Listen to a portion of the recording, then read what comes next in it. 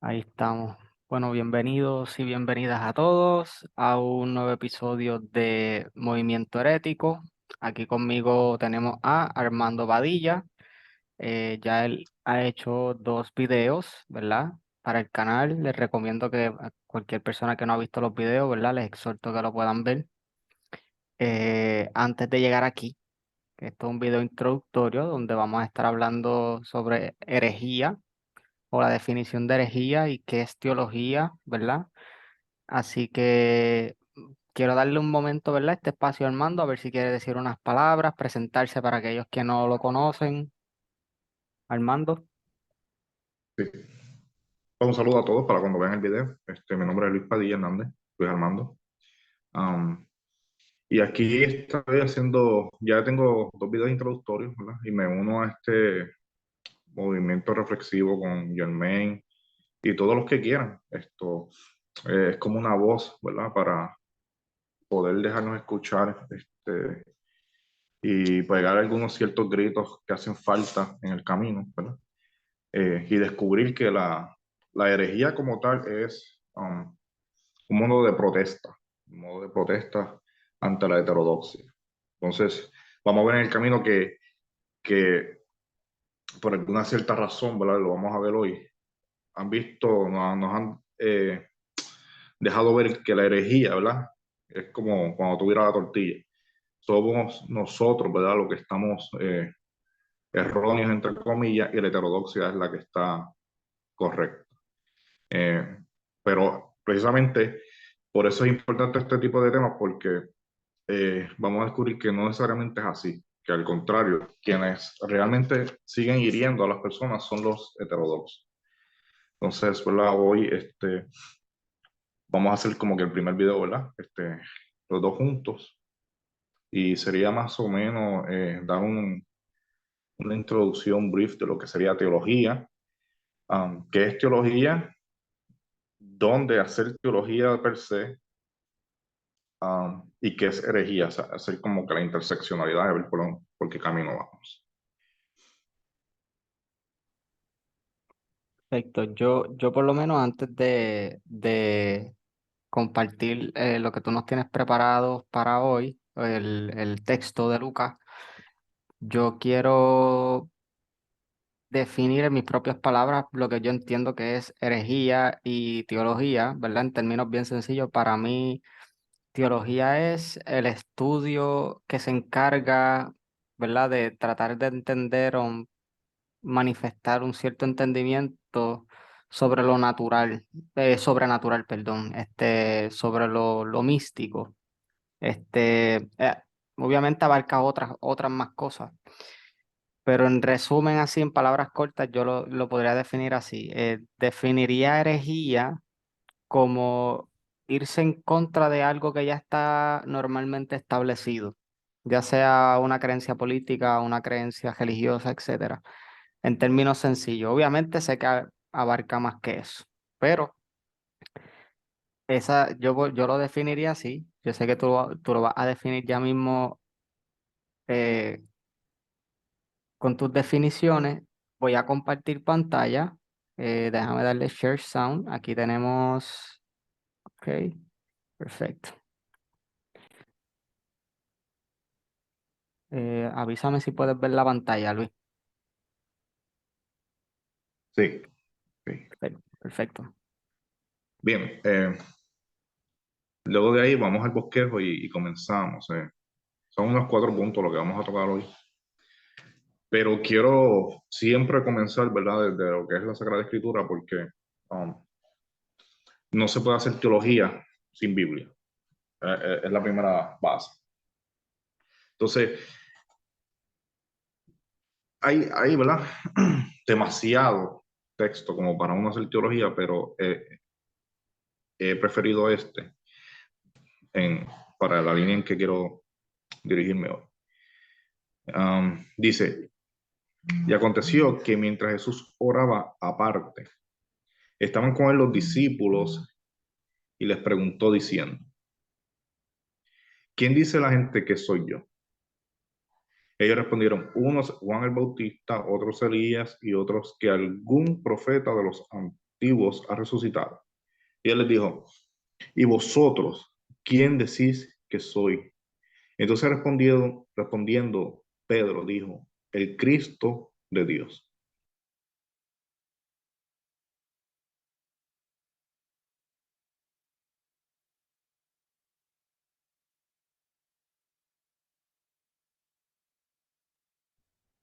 Luis, te me pusiste en mute.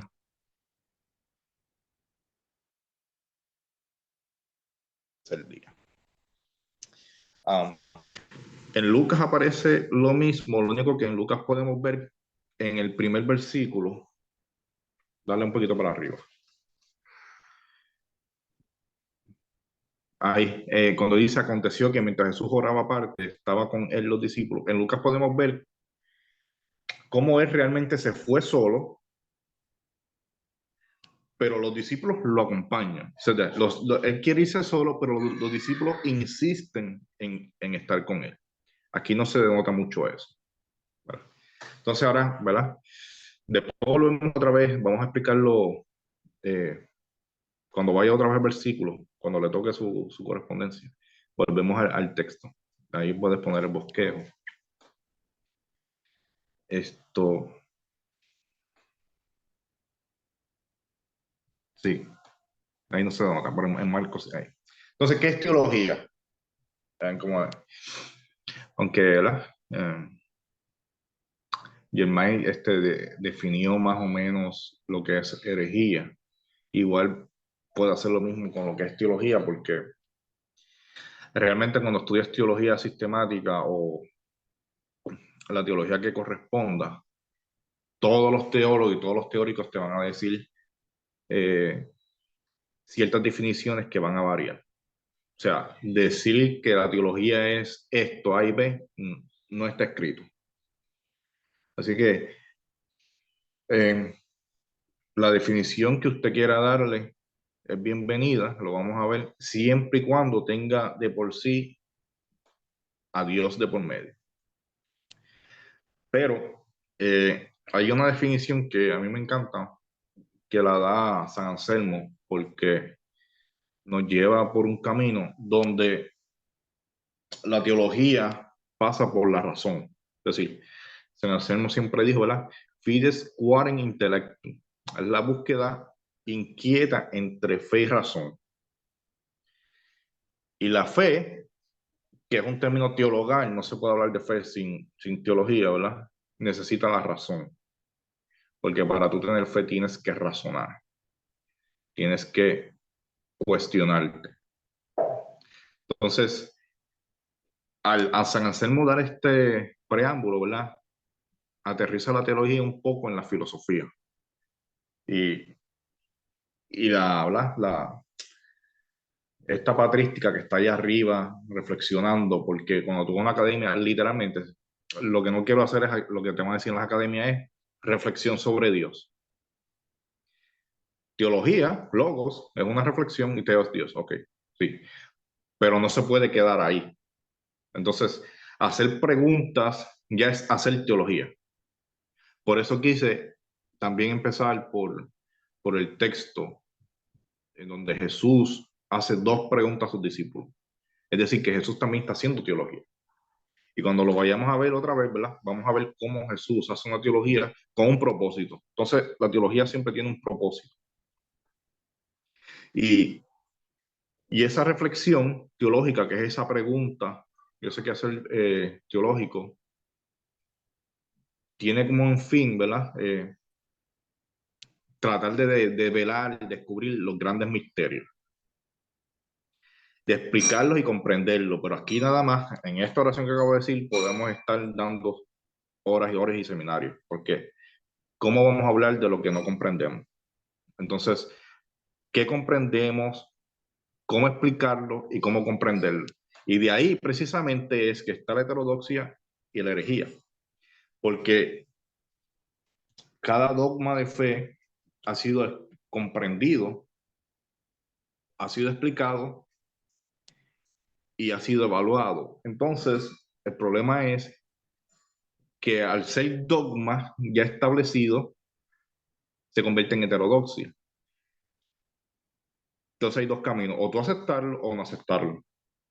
Entonces, aquí es, ¿verdad? Por donde queremos ir eventualmente poco a poco en este diálogo de, de nuestro grupo, ¿verdad? Entonces, en una segunda cuestión, la teología parte de dos alternativas, lo universal y lo particular. Claro, lo universal es subjetivo, ¿verdad? Lo universal es Dios. Ahora, ¿qué Dios?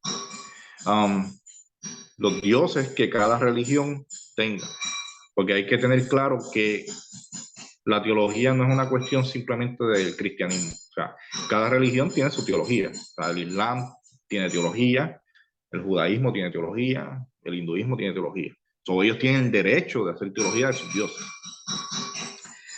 Eso es lo universal, porque entonces Dios es un concepto, ¿verdad?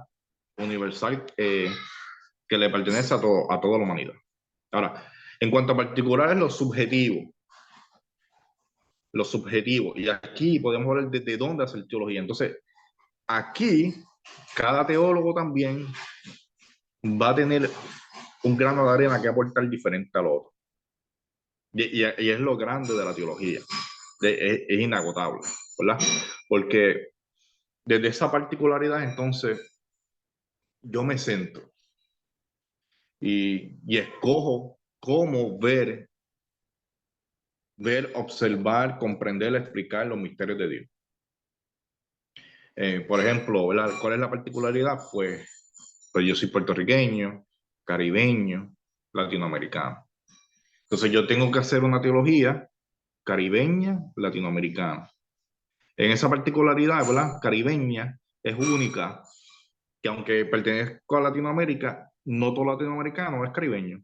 Entonces van a ver en mí una teología distinta. Um, la teología afro, negra, afrodescendiente, tiene su particularidad. Los pueblos originarios, por no decirlo, la teología indígena, ¿verdad? Porque sería exclusivo. Entonces, la teología feminista, la teología queer, y cada teología tiene esa subjetividad, esa particularidad de hablar del universal de Dios. Y aquí precisamente estas teologías también en gran parte son heréticas. Podemos hablar de eso también.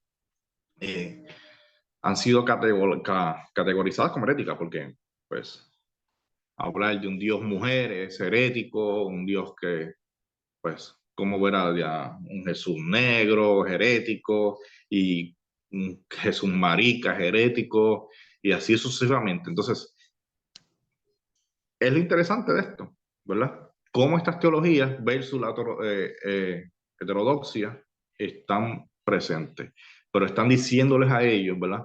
Porque realmente el hereje es el que mueve la teología, es el que le empuja esto en las academias. Um, ya la teología sistemática, ¿verdad? Está escrito en libros. Ya no pare más. O sea, tenemos lo importante de la teología hoy día es que tú tienes que contextualizarla desde tu situacionalidad. Es decir, desde dónde tú te posesionas, de dónde hacer teología. Pues la teología de la liberación, por ejemplo, se posesiona en los pobres. ¿Sí? Desde los pobres entonces hago teología. Entonces, tú te sientas y, y, y tú dices, ¿dónde yo quiero entonces reflexionar sobre Dios? ¿Qué de Dios y qué no de Dios?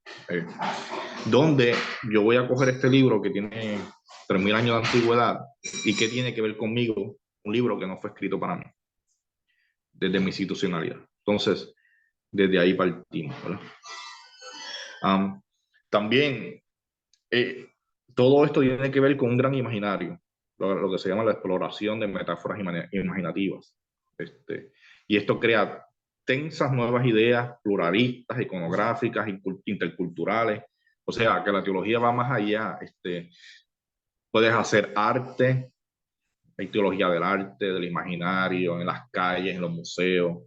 Eh, prácticamente la teología es un pensamiento subversivo, revolucionario. Si la persona adecuadamente lleva su movimiento a las radios, a las iglesias, como debe ser, y se deja escuchar, tiene una potencia de voces. Esto, ¿sabes? No tan, lamentablemente está concentrada en los salones de clase, pero si sale de ahí, tienen gran poder. Entonces, en esos salones de clase también, lamentablemente, no se dan este tipo de teología subversiva, sino que se dan las clásicas, la heterodoxia, y cuando se toca esto en un salón, pues las mismas universidades a veces no lo permiten. Entonces, por eso hay que salir entonces fuera de la academia y hacerlo. Um, y por aquí, ¿verdad? Es que la herejía tiene paso en estas pluralidades, porque somos seres humanos plurales, es decir, Dios no se puede encajonar, ¿verdad? No podemos encajonar a Dios. El problema es cuando tú lo encajonas, en, ya deja de ser relevante. Es bien importante eso, deja de ser relevante. Entonces, la teología para que sea relevante tiene que ser precisamente metafórica e imaginativa, para que yo pueda sentarme a poder hablar de lo que es incomprensible y hacerlo comprensible. Entonces, ahora, ¿verdad? Podemos ver el texto, podemos volver al texto.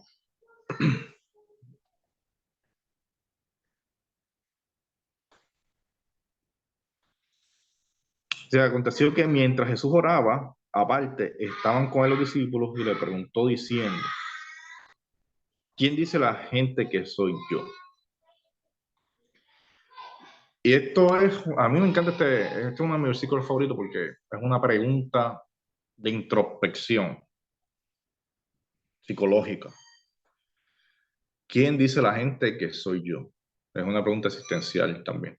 Entonces los discípulos, pues mira, dan contestaciones, Juan el Bautista, Elías y otros que hasta un profeta antiguo que es resucitado. Y en las contestaciones tú puedes ver entonces cómo los judíos, ¿verdad?, creen en la reencarnación. Bien interesante. Y él le dice, sí, sí, sí, sí, ok, pero tú, ahora una pregunta más directa, tú, ustedes, los 12, los que están conmigo, ¿quién soy yo? Entonces, ya ahí la pregunta, ¿verdad?, al ser tan directa, los confronta. Entonces, Jesús está haciendo preguntas teológicas, preguntas existenciales. Y él quiere saber dónde sus seguidores están parados con él. Entonces, Pedro, ¿verdad?, entre los 12, tiene la revelación o la osadía de decir que tú eres el Cristo de Dios. Pero él le mandó, después de esta revelación, que no dijeran nada, ¿sabes? Que se encargase rigurosamente de que callasen, porque es necesario que el Hijo del Hombre padezca muchas cosas y sea desechado por los ancianos, los principales sacerdotes, escribas, sea muerto y resucitado al tercer día. Aquí él está declarando quiénes son los que lo van a hablar, a condenar. Religiosos, escribas, sacerdotes, principalmente. Los ancianos, no está hablando de los romanos. Fíjate que aquí todos los que los van a condenar son precisamente judíos. Judíos como los 12. Judíos, ¿verdad? Que él debió también decirle la pregunta, ¿quién creen ustedes que soy yo? ¿A quién ustedes van a crucificar? Entonces, importante aquí, ¿verdad? En este resumen de esos dos textos, la perícopa, hay tres cosas. La oración, la realidad de la cruz y la implicación de seguir a Jesús. Son tres elementos teológicos también a seguir. Tiene que estar envuelto estos tres elementos. Al final del día, lo que implica siempre seguir a Jesús es la cuesta de cruz. Y este es el resumen siempre del Evangelio. El seguir a Jesús va a costarte la cabeza. Entonces, cuando tú lo ves desde esta perspectiva, Jesús también es un hereje. Porque realmente él lo que está haciendo es una reflexión de su judaísmo. Él no está haciendo heterodoxia. Entonces él sabe que eso le va a cortar la cabeza. Igual que a los herejes, todo hereje le va a costar la cabeza. Entonces, él lo que quiere es estar seguro que el que lo siga sepa ¿verdad? Lo que le va a costar. Entonces eso lo vamos a ver, ¿verdad? En la cena también, pero sería otro tema. Ahora, ¿qué tiene que ver todo esto con la herejía? Entonces, en la herejía tiene dos palabras, ¿verdad? Etimológicas. Primero del griego viene siendo jairesis, jairesis, pero jairesis tiene la raíz jairem. Jairem es tomar, obtener, escoger. Y el sufijo sis siempre es acción, es decir, es la acción de tomar, obtener y escoger. Es una decisión. De ahí que en latincia hereticus es una opción, es una toma de poder, es una decisión que yo opté. Por lo tanto, ¿verdad? Pasa por la razón, porque para yo optar por esta decisión con lujo de detalle, tiene que pasar por la razón. Lo que vamos a ver es que curiosamente para la Iglesia Católica, um, la herejía surge de un juicio erróneo, ¿verdad? Entre comillas, de la inteligencia. Y eso lo vamos a ver, ¿verdad? En el derecho canónico. Pues según la Iglesia Católica, en el Catecismo, el 1364, estas son las páginas. Consigue el Catecismo, vas a buscar el 1364 y dice, la oposición voluntaria a la autoridad de Dios depositada en Pedro, apóstoles y sucesores, y esto lleva a la excomunión inmediata, la tae sentitiae. O sea, la oposición voluntaria a la autoridad de Dios depositada en Pedro, los apóstoles y los sucesores. Y esa oposición te va a llevar a la excomunión inmediata. Ahora, según el Código del Derecho Canónico, en el 715, la herejía es concretada después del recibimiento del bautismo. Y la herejía, como había dicho, surge de un juicio erróneo de inteligencia. O sea, que tienes que pasar por el bautismo, ¿verdad? Llamarte cristiano. Y después que tú recibes el bautismo, entonces tú sabiendo las cosas del dogma, revelada y experimentando y tu espiritualidad, etcétera, y tú decides irte en contra, entonces eres esto. Claro, bautismo literalmente es ahogamiento, pero también es cuando se te cambia el nombre. Entonces, cuando nos bautizamos en nombre de Jesús, por lo tanto todos somos Jesús. Se ve herético, pero es así, porque Jesús somos todos. Lo que pasa es que al ellos tener otra teología, tú no lo puedes ver. Entonces, es, tanto el catecismo de la Iglesia Católica como el derecho, el Código del Derecho Canónico da su definición. Y herejía, como podemos ver, según el catecismo, es excomunión inmediata. Estás en contra de la iglesia, estás excomulgado. Y lo hemos visto como la iglesia ha excomulgado a grandes sacerdotes, y especialmente de teólogos de la liberación. Eh, claro, no dejan de ser sacerdotes, eso no se los quita a nadie, porque es un llamado, pero sí están fuera de la iglesia, de la comunión. Excomunión es fuera de la comunión, fuera de la iglesia. Pueden seguir dando sus órdenes sacerdotales, pero no tienen la bendición de la iglesia. Ahora,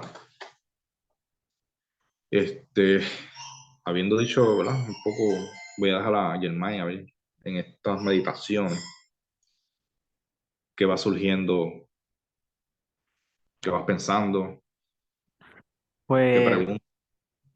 pues fíjate, me gustó mucho el ejemplo que utilizaste con Lucas, disculpa, porque no te quise interrumpir, pero tú mismo lo dijiste básicamente, yo te lo iba a decir, pero no te quise interrumpir, que Jesús básicamente entonces un hereje, porque está cuestionando, ¿verdad? No tan solo está cuestionando, sino hace preguntas, como tú mismo dices, existencialistas. ¿Quién dice a la gente que soy yo? O sea, y más llamativo me es y ellos respondieron, uno Juan, otro Elías y otro que algún profeta de los antiguos ha resucitado. O sea, Es como tú dices, esto puede ser, ¿verdad? Se puede interpretar como que ellos creían en la reencarnación. Lo que pasa Exacto. es que no está tan explícito, no está tan explícito, right?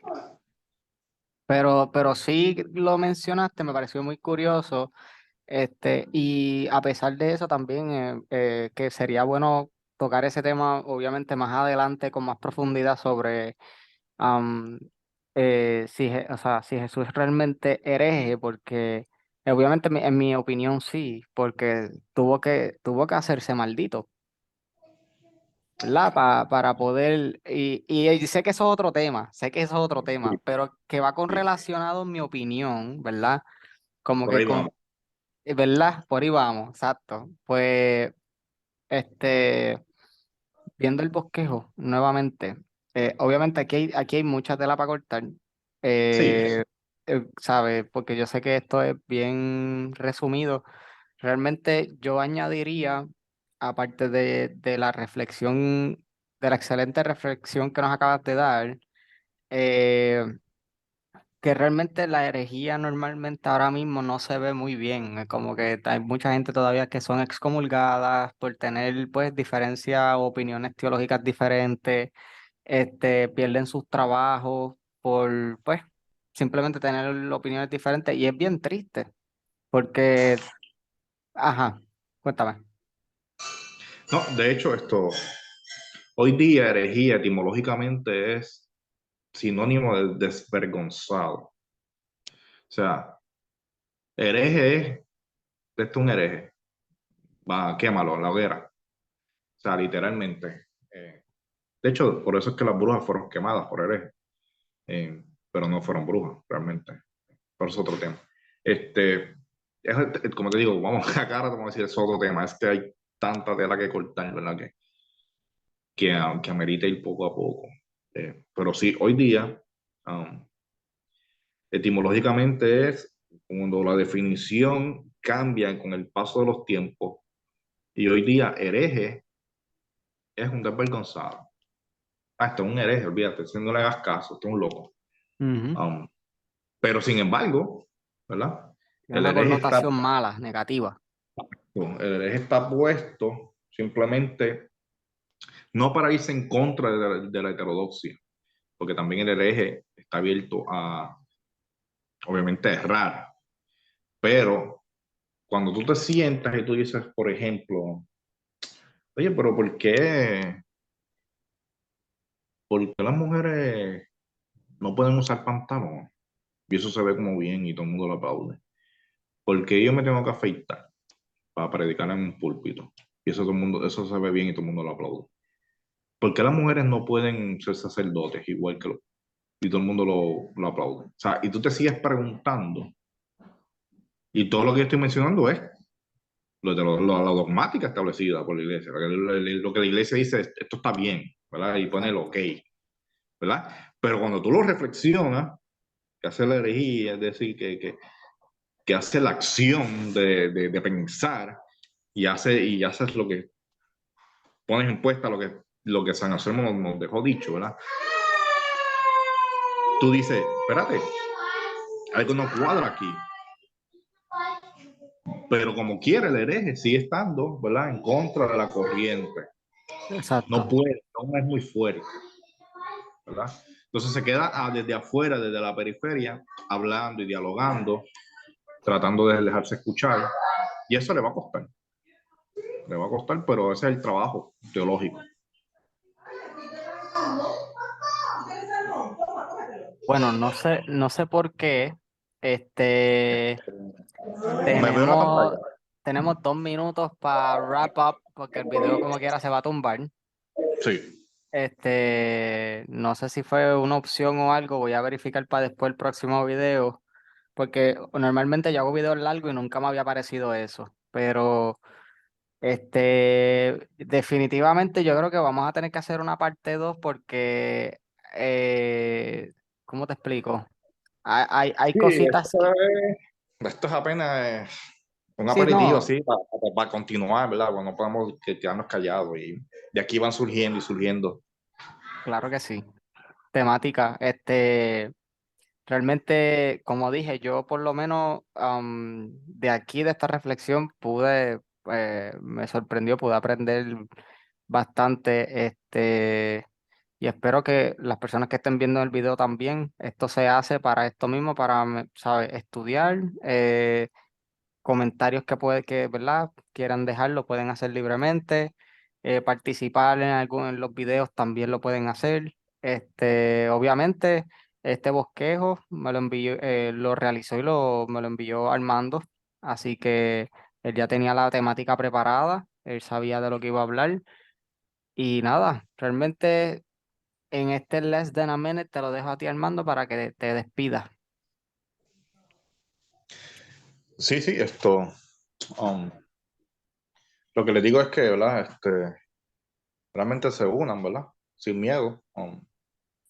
A veces tenemos miedo como de llegar o lo que se llama hablar de galamatías o disparates y pues a veces no entendemos bien qué es teología o filosofía, pero cualquier pregunta, ¿verdad? Como dije, como se define la teología es cualquier pregunta reflexiva es una teología y comienza desde la niñez.